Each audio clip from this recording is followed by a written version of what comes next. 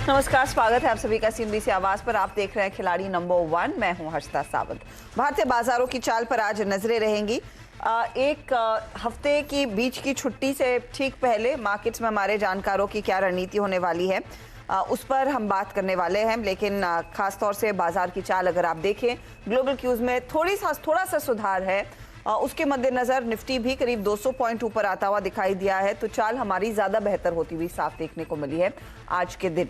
Nifty bank आपकी screen पर लेकर आएंगे, जहां पर स्थिति पिछले 2 ट्रेडिंग सेशंस में तो काफी गंभीर होती दिखाई दे रही थी, लेकिन आज देखिए पिछले 2 सत्रों की धुलाई का खामियाजा या फिर की रिकवरी होती हुई दिखाई देने लगी है। अब 600 पॉइंट ऊपर इंडेक्स आ चुका है, 1.5% का उछाल यहाँ पर। एडवांस डिक्लाइन रेशो भी आपकी स्क्रीन पर लेकर आएंगे। क्या मिड कैप्स में भी पार्टिसिपेशन उतना मजबूत है जितना निफ्टी बैंक में देखने को मिला है, वो अब आपकी स्क्रीन पर। एडवांस डिक्लाइन रेशो बेहद पॉजिटिव, बढ़ने वाले शेयर ज़्यादा हैं मिड कैप्स में और स्मॉल कैप्स में गिरने वालों की तुलना में। तो ये फिलहाल आपके लिए चाल है। तो खास तौर से आज जो तेज़ी आई है वो कुछ चुनिंदा काउंटर्स के मद्देनजर आती हुई दिखाई दी है आपके लिए। निफ्टी के कंट्रीब्यूटर्स या फिर देखें और निफ्टी बैंक के कंट्रीब्यूटर्स देखेंगे तो वही होंगे। ये जो निजी बैंक है, HDFC, ICICI बैंक, उनमें अच्छा खासा खरीदारी का थ्रस्ट आया। बजाज फाइनेंस में भी तेजी की पोजीशंस ही देखने को मिल रही है और टेक्नोलॉजी काउंटर्स में एक हल्का पुल बैक नजर आ रहा है। बैंक निफ्टी में आप देखिए चाल SBI और कोटक की भी मजबूत होती दिखाई दे रही है। तो ये फिलहाल मार्केट का हाल है। अब आपके लिए लेकर आते हैं हमारे तीनों जानकारों के रिटर्न्स। कल सोमवार था, थोड़ी सी बिकवाली की गिरफ्त में बाजार था और उसका असर हमारे पोर्टफोलियो रिटर्न्स पर भी पड़ा है। कुछ तेजी के आइडियाज, कुछ शॉर्ट के आइडियाज, लेकिन इस समय ताज़ा तस्वीर प्रशांत सावंत 4-4.5% के रिटर्न्स के करीब, 4% के रिटर्न्स अमित सेठ के और 1.21% के रिटर्न्स है मेहुल कोठारी के। तो मार्केट में आया है पुल बैक। इस पुल बैक में ट्रेड अब क्या तेजी की तरफ ही रहेगा या फिर अभी भी कुछ मंदी के सौदे होल्ड किए जा सकते हैं? चलिए जानकारों से ठीक समझते हैं। आप सभी का स्वागत है और गणेश चतुर्थी की ढेरों शुभकामनाएं। एक दिन पहले हम सीएनबीसी आवास पर मना रहे हैं। बताइए अमित, आपकी रणनीति क्या रहेगी? क्योंकि कुछ पोजीशन से आपने अपना ट्रेड निपटाया है, कुछ काटा है। आज के लिए क्या स्ट्रैटेजी फिर तेजी की तरफ रखना और अग्रेसिव तेजी करेंगे या फिर 1-2 मंदी के सौदे भी रखने चाहिए ट्रेडर्स को? जी, गुड मॉर्निंग हर्षिता मैम। आप सबको गणेश चतुर्थी की हार्दिक शुभकामनाएं एंड हार्दिक शुभकामनाएं to all the viewers also. Harshita ma'am, Nifty और बैंक निफ्टी ने हमने देखा कि एक बहुत ही स्मार्ट पुल बैक दिया है। They are on Nifty is on the verge of crossing the 10 DEMA. Bank Nifty ने ऑलरेडी क्रॉस कर लिया है। जिस हिसाब से मोमेंटम निफ्टी और बैंक निफ्टी दोनों इंडेक्स में देख रहे हैं, हमें अपनी positions on the long side ही रखना चाहिए। डेफिनेटली कल एक हॉलीडे है तो थोड़ा सा लाइट जा सकते हैं। हमारा आज का क्लोज बड़ा इंपॉर्टेंट हो जाता है। अगर दोनों इंडेसेस में हम 10 डेमा के ऊपर आज क्लोज करते हैं तो मुझे ऐसा लगता है कि जो शॉर्ट टर्म खतरा जो फ्राइडे के यूएस इवेंट से आया था वो थोड़ा बहुत टल गया है। स्टॉक स्पेसिफिक रहना चाहिए और मुझे ऐसा लगता है कि थोड़ा लॉन्ग साइड पे ही position sector and stock specific बनानी चाहिए। लॉन्ग साइड के ट्रेड्स पर ज्यादा ध्यान दिया जाएगा। प्रशांत, आपकी स्ट्रैटेजी क्या रहेगी? गुड आफ्टरनून, गुड मॉर्निंग और सभी दर्शकों का नमस्कार। गणेश चतुर्थी की शुभकामनाएं। तो जैसे कल मैंने कहा था कि मैं एक लेवल ट्रैक कर रहा था निफ्टी फ्यूचर्स में सितंबर के, कि अगर हम 17,350 के ऊपर क्लोज होते हैं तो मैं डेफिनेटली लॉन्ग रहूंगा। और आज करीबन उसके ऊपर हम 200 पॉइंट 2 घंटे में ही देख चुके हैं।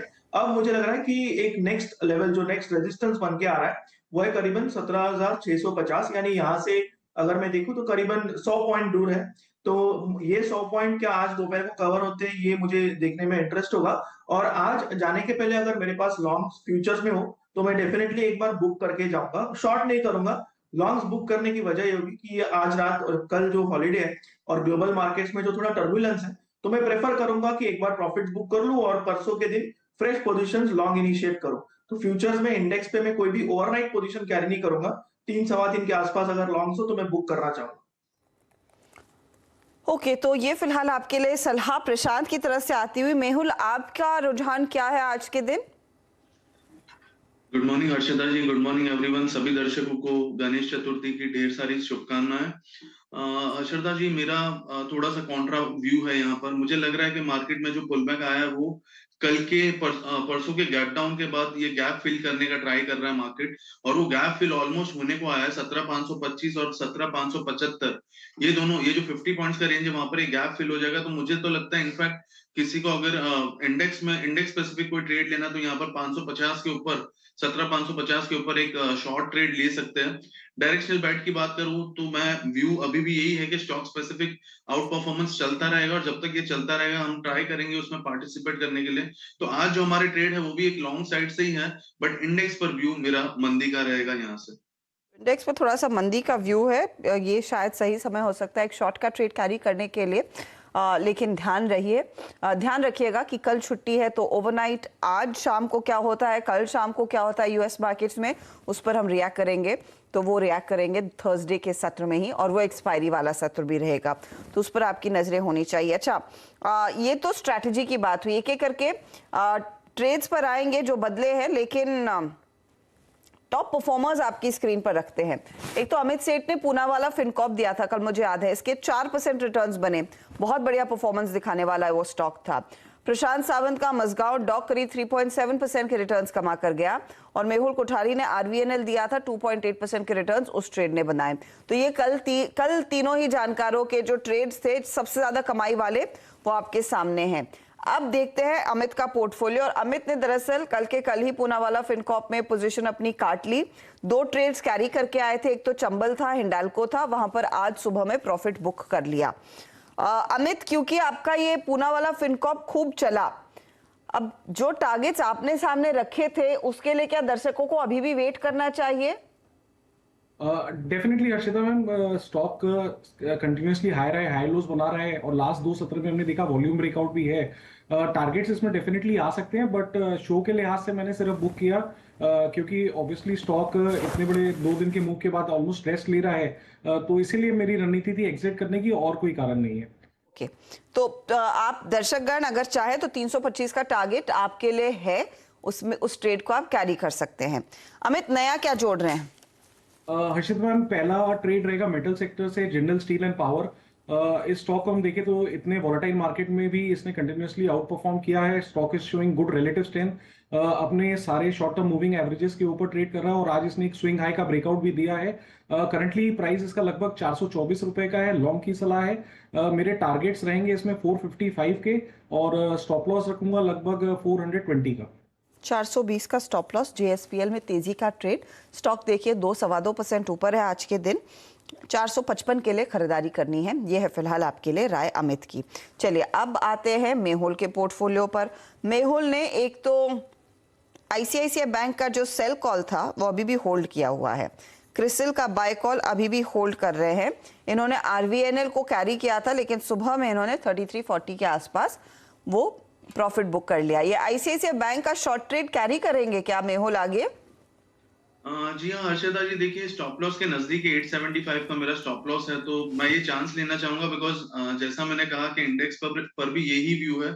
इनकेस अगर गैप फिल होता है पूरी तरह तो हो सकता है, चांसेस है कि थोड़ी बहुत फिर से बिकवाली आ सकती है। तो मैं ये ट्रेड एक बार के लिए होल्ड करूंगा। अगर सेकंड हाफ में ऐसा कुछ लगा कि हाँ स्टॉप लॉस हिट हो रहा है तो फिर वो लेकिन स्टॉप लॉस के लिए जरूर वेट करूंगा, और वो अगर हिट होता है तो फिर मैं नया ट्रेड आज सेकंड हाफ में ऐड करूंगा। ठीक है, तो वो बात हुई आईसीआईसीआई बैंक की, फिलहाल शॉर्ट के साथ बने रहेंगे। अब नया क्या जोड़ रहे हैं? नया मेरा एक लॉन्ग ट्रेड है, वो है ओबेरॉय रियल्टी। 990 का रेट है, मुझे लग रहा है stock on the verge of major breakout है, मल्टी ईयर ब्रेकआउट आ सकता है 995 के ऊपर। सो 990 पर बाइंग की सलाह रहेगी। इसका स्टॉप लॉस रहेगा 950 का, और मेरा अपसाइड टारगेट 1080 का रहेगा आने वाले 2 या 3 वीक के लिए। पोजिशनल बैट है 995 के ऊपर, इसमें बहुत अच्छा खासा मोमेंटम देखने को मिल सकता है। फिलहाल 990 पर बाइंग की सलाह ओबेरॉय रियल्टी। 990 के लेवल्स पर 991 का लेवल आ चुका है, फिलहाल 3.5% ऊपर है। मौका यहीं पर है खरीदारी करने का। 1080 का टारगेट रहेगा, 950 का स्टॉप लॉस लगाएंगे। ये फिलहाल आपके लिए राय। अब चलिए प्रशांत सावंत का पोर्टफोलियो देख लेते हैं। एक तो मजगांव डॉक, इनका जो टॉप परफॉर्मर्स में शामिल था, उसमें प्रॉफिट बुक किया इन्होंने 407.50 रुपए पर। प्राज इंडस्ट्रीज को अभी भी कैरी कर रहे हैं। ये बताइए नया क्या ऐड कर रहे हैं आप प्रशांत? सबसे पहले मैं एक ट्रेड आज ऐड करूंगा, वो है टाइटन। मुझे लग रहा है ये एक बहुत अच्छा ब्रेकआउट और स्ट्रेंथ दिखा रहा है। कल के वीक मार्केट में भी ये स्ट्रांग था, तो आज मैं डेफिनेटली इसके साथ जाना चाहूंगा। अभी करीबन ये 2572 के रेट पे चल रहा है। मैं इसको लेना चाहूंगा with stop loss at 2530 2530। Target मुझे लग रहा है कि ये पोजिशनली 2700 तक के टारगेट बहुत जल्द दे सकता है, तो मेरी फर्स्ट पिक टाइटन होगी। स्टॉप लॉस क्या कहा? टारगेट तो 2700 मैंने नोट किया है, स्टॉप लॉस किस स्तर पर रखेंगे? 2530 पे 2530। 2530 पर दरअसल स्टॉप लॉस आएगा। ठीक है, तो इसके साथ कुछ और जोड़ने का प्लान है प्रशांत? हर्षदा, मैं एक पोजीशन वेट करूंगा और शायद आफ्टरनून सेशन में ऐड करूंगा। ओके, तो सेकेंड हाफ में एक नया ट्रेड आएगा। अमित बताइए, आप भी सेकेंड हाफ का इंतजार कर रहे हैं या फिर इस समय कुछ है नया जोड़ने के लिए? जी हर्षिता मैम, मैंने एक्चुअली ओबराय मेरे स्कैनर में था, लेकिन मेहुल जी ने दे दिया, तो I think I will look for another stock थोड़ी देर में। ठीक है, तो आप ढूंढिए नया ट्रेड और फिर हम आएंगे आपके पास। मेहुल, आपका क्या प्लान है? अच्छा, 2 तो ट्रेड्स है, तो अगर कुछ निकालना होगा नया जोड़ने के लिए, फिलहाल आपने ले लिया है ओबरॉय रियल्टी, ये है फिलहाल आपके लिए स्थिति। इस बीच फोकस में अशोक लेलैंड है। वैसे फोकस में ऑटो कंपनियां रहेंगी क्योंकि बिक्री के आंकड़े आना शुरू हो जाएंगे कल, उस पर हम थर्सडे को रिएक्ट करेंगे। और इस बीच देखेंगे सीवी सेल्स, पैसेंजर व्हीकल्स में तो अच्छा खासा डिमांड का आउटलुक बना था पिछले महीने जुलाई की मैं बात कर रही हूँ। अगस्त में कितना ये मोमेंटम बढ़ा उस पर नजरें होंगी, लेकिन सीवी में क्या टर्न अराउंड आता दिखाई दे रहा है वो इंपॉर्टेंट है। तो सीवी स्पेस की दिग्गज कंपनी अशोक लेलैंड और कंपनी के हेड ऑफ एलसीवीज यानी कि लाइट कमर्शियल व्हीकल्स के हेड रजत गुप्ता से हम बात करेंगे कुछ ही देर में। हम लेंगे एक छोटा सा ब्रेक और फटाफट लौटते हैं। आप बने रहिए सीएनबीसी आवाज के साथ। देख रहे हैं खिलाड़ी नंबर 1 और मेरे ख्याल में अमित के हाथ एक नया ट्रेड आ गया है। नजरें उनकी वैसे ओबरॉय रियल्टी पर थी, लेकिन मेहुल ने वो जोड़ लिया अपने पोर्टफोलियो में। अमित बताइए, कुछ मिला? जी हर्षिता मैम, बैंकिंग सेक्टर से state bank of India it's on the verge of a flag breakout. मुझे लगता है अगर मार्केट स्टेबल रहेंगी तो ये एक अच्छा रिटर्न दे सकता है। करंटली प्राइस लगभग 527 के आसपास का है। टारगेट्स रहेंगे 560 के और स्टॉप लॉस रखूंगा 510 रुपए का। 510 के स्टॉप लॉस के लिए दरअसल ये फिलहाल एक ट्रेड तेजी वाला, एसबीआई की बात हो रही है, 2.5% ऊपर ये काउंटर ट्रेड करता हुआ 560 टारगेट है, स्टॉप लॉस 510 पर रखेंगे। मार्केट में और मजबूती बढ़ती हुई दिखाई दे रही जो फ्लैश आपकी स्क्रीन पर है। तो एक बार इंडेक्स का हाल फिर से देख लेते हैं। 223 अंकों की बढ़त, 1.1% का इजाफा निफ्टी में, और निफ्टी बैंक की भी चाल दरअसल मजबूत होती हुई 623 अंकों का उछाल है। मिड कैप्स पर ध्यान रखिएगा, 450 पॉइंट ऊपर ये इंडेक्स, लेकिन जो लीडरशिप आ रही है इस घंटे वो बैंकों से ही आ रही है। इंडसइंड बैंक में तेजी, एक्सिस में तेजी बढ़ती हुई, और एसबीआई जिसका भी अभी जिक्र हुआ उसमें भी तेजी की पोजीशन दरअसल और बढ़ती हुई दिखाई दे रही हैं। चलिए अब फोकस करते हैं ऑटो कंपनियों पर। वैसे ऑटो स्टॉक्स में अगर आप ध्यान दें, आज की चाल थोड़ी सी सुस्त है, ज्यादा कुछ ऐसे अफलातून तेजी नहीं आई है, ठीक ठाक गेंस देखने को मिले हैं, और वो गेंस भी थोड़े से लिमिटेड हैं टू व्हीलर साइड पर। बजाज और आयशर जैसे काउंटर्स ही हैं जिसमें तेजी बनती दिखाई दी है, और बिक्री के आंकड़े आएंगे उससे ठीक पहले नजरें तो रहेंगी इस पूरे पैक पर कि कितना और तेजी आती है, इस उम्मीद में कि बढ़िया अगस्त का महीना निकला है। चलिए, सीवी बिजनेस का हमने बोला था आपको ब्यौरा लेंगे। अशोक लेलैंड ने दरअसल लाइट कमर्शियल व्हीकल बिजनेसेस में अपना पोर्टफोलियो और मजबूत कर लिया है, विस्तार किया है। कंपनी ने हाल ही में बड़ा दोस्त i1 i2 लॉन्च किया। इसी पर बात करने के लिए मेरे साथ जुड़ रहे हैं कंपनी के head of light commercial vehicles Rajat Gupta. Mister Gupta, congratulations. ये बड़ा दोस्त प्लेटफॉर्म, 2 वेरिएंट्स दिख रहे हैं हमें स्क्रीन पर भी, क्या और जानकारी दे पाएंगे इसके बारे में? देखिए, बड़ा दोस्त, पहले मैं i1 i2 के बारे में बताने से पहले मैं बड़ा दोस्त प्लेटफॉर्म के बारे में बताता हूँ। ये प्लेटफॉर्म हमने 2 साल पहले लॉन्च किया था और इसमें बहुत सारे कस्टमर कन्वीनियंस के लिए इंडस्ट्री फर्स्ट फीचर हमने दिए थे। इसका बहुत रूमी कैबिन है, कस्टमर कंफर्ट के लिए, इनग्रेस और इग्रेस के लिए बहुत कंफर्टेबल है, आराम से कस्टमर इसमें जा सकता है और उतर सकता है। डैश माउंटेड गियर लीवर है, ड्राइवर प्लस 2 सीट्स हैं, और कस्टमर की कन्वीनियंस के लिए पैराबोलिक ओवरस्लैंग सस्पेंशन है, जो लॉन्ग ड्राइव के लिए बहुत अच्छे रहते हैं। पहले हमने i3 और i4 लॉन्च किया था जो 3 टन और 3.5 टन का था। अभी हम i1 और i2 लॉन्च कर रहे हैं जो 2.5 टन और 2.8 टन सेगमेंट में है। इसमें सबसे बड़ी लोड बॉडी है जो डेफिनेटली कस्टमर को लोडिंग में एडवांटेज देगी और ओवरऑल कस्टमर की सेविंग ज्यादा होगी। इनकी प्राइसिंग क्या रहेगी i1 i2 की?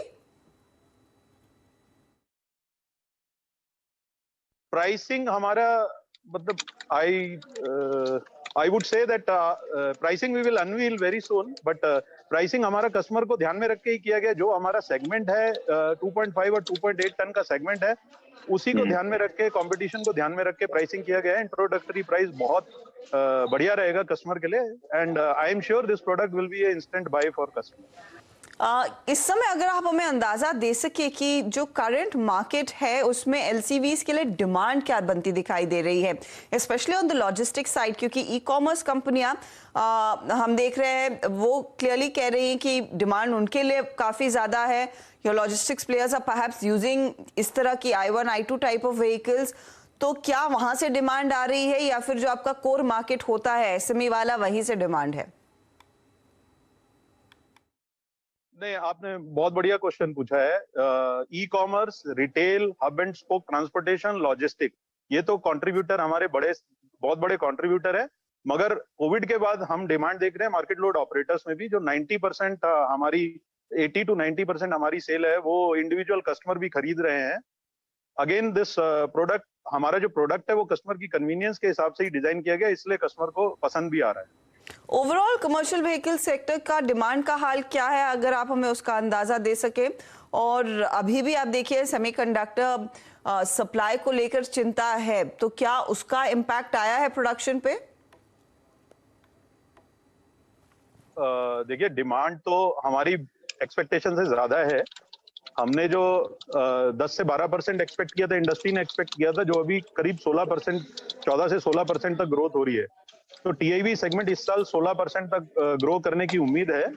उसके अलावा सेमीकंडक्टर इशू की जब आप बात कर रहे हैं, तो सेमीकंडक्टर इशू अभी थोड़ा ईज आउट हुआ है, बट मैं ये नहीं बोलूंगा कि पूरी तरह रिजॉल्व हो गया है। तो Q4 में मुझे पूरी उम्मीद है कि सेमीकंडक्टर इशू 100% रिजॉल्व हो जाएगा, जिससे हमारी ऑफ कोर्स हमारी सेल में भी बढ़ावा होगा। फाइनली मैं सर एक अंदाजा आपसे लेना चाहूंगी, क्योंकि आज से फेस्टिव सीजन की शुरुआत हो रही है, तो क्या ये डिमांड भी किक ऑफ करता हुआ दिखाई देगा? क्योंकि अब तक जो भी आंकड़े आए हैं मॉनसून के, एक अच्छा स्प्रेड देखने को मिला है, तो क्या रूरल मार्केट से आप उम्मीद कर रहे हैं कि पिकअप देखने को मिलेगा, डिमांड बढ़ेगी? रूरल सेगमेंट में हमने अपना फोकस काफी बढ़ा दिया है। रूरल सेगमेंट में डिमांड ग्रोथ भी बहुत ज्यादा है, एंड मुझे पूरी उम्मीद है कि हमारा 3 से 4% जो ओवरऑल सेल रहेगा वो रूरल सेगमेंट में ही रहेगा। और इसके लिए आपने सुना होगा CSC स्टोर, जो गवर्नमेंट का एंटरप्राइज है, उसके साथ टाई अप भी किया है, और हम उसके लिए काफी अग्रेसिव हैं। CSC के 2 लाख स्टोर हैं पैन इंडिया में, उनके साथ टाई अप करके हम अपनी गाड़ी को प्रमोट कर रहे हैं। मैंने पहले भी कहा था, मॉनसून अच्छा हुआ है तो वो एक ग्रोथ ड्राइवर है, तो रूरल ग्रोथ भी उससे ड्राइव होती है। बहुत बहुत शुक्रिया हमारे लिए समय निकालने के लिए। ऑल द वेरी बेस्ट इस नए लॉन्च के लिए भी। तो रूरल मार्केट अच्छा मार्केट है, इनके लिए एक अच्छा ग्रोथ ड्राइवर भी रहेगा, लेकिन मोस्ट इंपॉर्टेंटली डिमांड दरअसल ओवरऑल CV और LCV बिजनेस में अच्छी खासी देखने को मिल रही है। होपफुली उसका फायदा इनके नंबर्स में भी दिखाई दे। 3% ऊपर है वो स्टॉक वैसे आज के ट्रेड में, और ऑटो कंपनियों में हमने देखा एक अच्छी खासी बढ़त वैसे भी देखने को मिली है। कोई ट्रेड आप इस समय मेहुल ऑटो कंपनियों में लेना चाहेंगे? बीट अशोक लेलैंड जो करीब 3-3.25% ऊपर है, बजाज हो, आयशर हो, सब बिक्री के आंकड़ों से पहले तेजी दिखा रहे हैं। जी हाँ हर्षदा जी, अगर पूरा ऑटो पैक देखे तो एक अशोक लीलैंड है, दूसरा बजाज ऑटो है जो कि मल्टी ईयर ब्रेकआउट की तरफ है, और तीसरा है मारुति। ये भी हमें बहुत अच्छा लग रहा है, काफी समय बाद 9100 के ऊपर सस्टेन करने जा रहा है। ऐसा लग रहा है 9150 अगर ये क्रॉस करता है तो बहुत ही अच्छा मूव इसमें 5-6% का देखने को मिल सकता है। तो तीनों ही counter, Bajaj Auto, Maruti and Ashok Leyland, ये तीनों ही अच्छे लग रहे हैं आने वाले 5-6 दिनों के लिए। ओके, तो तीनों ट्रेड्स पर नजरें रखिए। यहाँ पर एक अच्छा खासा मोमेंटम अगले 3 दिनों में बनता हुआ दिखाई दे सकता है, और ट्रिगर भी रहेगा। चलिए अब फटाफट देख लेते हैं जो हमारे जानकारों ने आज ट्रेड्स लिए हैं उसका क्या हाल है, और यहां से आगे की चाल कैसी रहेगी पोर्टफोलियो पर। तो अमित सेठ ने दरअसल 2 ट्रेड्स जोड़े। एक तो शुरुआत JSPL के साथ की थी, 455 का टारगेट, 410 का स्टॉप लॉस। SBI भी इनके पोर्टफोलियो का हिस्सा है, 560 का टारगेट, 510 स्टॉप लॉस है। रिटर्न्स देखिए क्या बन रहे हैं। JSPL 0.27% के रिटर्न्स दिला रहा है, लेकिन SBI इस समय थोड़ा सा नर्म चल रहा है। इनके ऐड करने के पोर्टफोलियो में उसके बाद चला नहीं है। प्रशांत सावंत प्राज इंडस्ट्रीज के साथ टिके हुए हैं। 475 का टारगेट, 398 स्टॉप लॉस, एक जगह खाली रखी है। लेकिन दूसरा जो ट्रेड है वो है टाइटन का, 2700 का टारगेट, 2530 का स्टॉप लॉस है। रिटर्न्स देखिए, प्राज आज 0.5% ड्रैग कर रहा है, टाइटन 0.33% जोड़ रहा है। अब आते हैं मेहुल के पोर्टफोलियो पर, और मेहुल ने देखिए आईसीआईसीआई बैंक का शॉर्ट कॉल कैरी किया 815 के लिए, क्रिसिल भी कैरी कर रहे हैं, तेजी का ट्रेड, 3500 का टारगेट है। ओबेरॉय रेल को जोड़ा, 1080 का टारगेट, 950 का दरअसल स्टॉप लॉस बनता हुआ दिखाई दे रहा है। क्रिसिल ड्रैग कर रहा है, आईसीआईसीआई बैंक का शॉर्ट ट्रेड इस समय इनके लिए नहीं बैठ रहा है, और ओबेरॉय रियल्टी में भी थोड़ा सा ड्रैग आ रहा है इस समय। अब लेते हैं पूरा जायजा कि कौन किस तरह के रिटर्न्स इस समय कमाने लगा है। तो ताजी तस्वीर आपके सामने है। अमित सेठ आगे बढ़ते हुए 10.5% के रिटर्न्स इनके, ठीक पीछे इनके 9.5% के रिटर्न्स के साथ प्रशांत सावंत, मेहुल कोठारी 1.5% के रिटर्न्स पर हैं। तो ये है फिलहाल आपके लिए ताज़ा तस्वीर खिलाड़ी नंबर 1 की। जो भी बदलाव होगा उसकी जानकारी आपको मिलेगी CNBC आवाज़ पर। 1 बजे एक अपडेट भी लेकर आएंगे, और ऑफ कोर्स फिर लौटेंगे फ्रेश ट्रेड्स के साथ गुरुवार सुबह को 11 बजे। ऑल द बेस्ट आप तीनों को। चलिए इसी के साथ वक्त हो रहा है एक ब्रेक का। ब्रेक के बाद नजरें कमोडिटी मार्केट के एक्शन पर।